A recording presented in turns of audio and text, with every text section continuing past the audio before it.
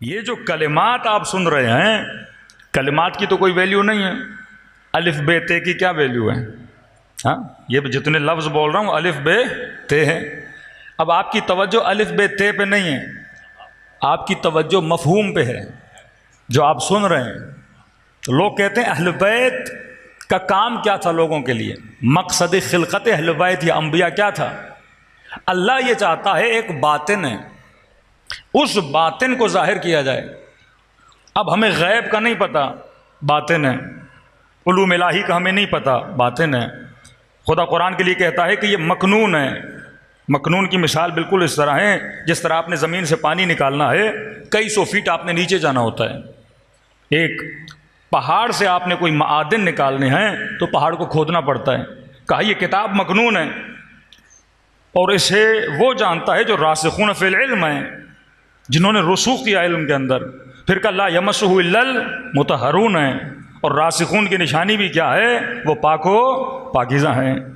تو اہل بیت یا انبیاء صاحب علم پروردگار عالم ہیں۔ اب وہ باطن جو اہل بیت کا ہے وہ کس چیز سے ظاہر ہوتا ہے؟ الفاظ کے ذریعے سے۔ امیر المومنین کے خطبات، امام حسین کی باتیں، رسول خدا کی باتیں، رسول کے سینے میں وہ علم ہے۔ وہ علم کس چیز کے ذریعے سے ظاہر ہوتا ہے؟ الفاظ کے ذریعے۔ تو کبھی بھی ظاہر پہ انسان کا فوکس نہیں ہوتا، آپ کا فوکس کس پہ ہونا چاہیے؟ باطن پہ ہونا چاہیے۔ ابھی لفظوں پہ آپ کا فوکس نہیں ہے، ان لفظوں کے ذریعے سے جو علم ٹرانسفر ہو رہا ہے اس پہ آپ کا فوکس ہے۔ بعض لوگ ظاہر پہ اٹک جاتے ہیں۔ اب شیعہ مثلاً علم اٹھاتے ہیں تو ہماری مراد ظاہر نہیں ہے، ظاہر کو دیکھ کر ہم باطن تک قوم کو پہنچاتے ہیں کہ علم کو دیکھ تاکہ تجھے عباس کی وفا یاد آئے۔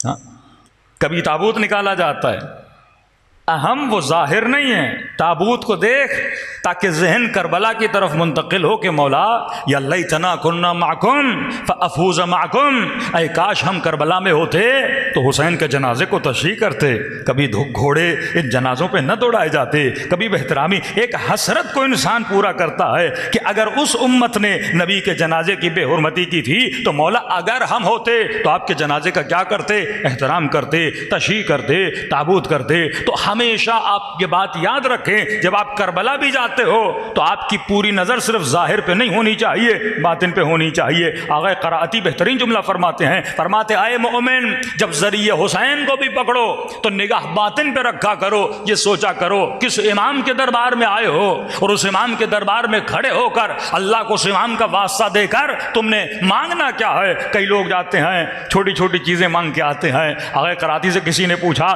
آپ ہی بتائیے ہم جب حسین کے دربار میں جائیں تو اللہ سے کیا مانگے؟ انہوں نے کہا جب حسین کی زری کو پکڑو تو خدا کو حسین کا واسطہ دے کر حسین سے خدا کو مانگا کرو، کیونکہ خدا کی معرفت اہل بیت کے علاوہ تجھے کوئی اور دے ہی نہیں سکتا۔ جب علی کے دربار میں جاؤ تو علی سے خدا کی معرفت مانگو۔ اگلا جملہ بڑا پیارا فرمایا، اور فرمایا کہ جب مصلی عبادت پر بیٹھو اور رب کے دربار میں سجدہ ریز ہو جاؤ تو پھر خدا سے حسین کو مانگا کرو۔ حسین سے خدا مانگو، خدا سے حسین مانگو۔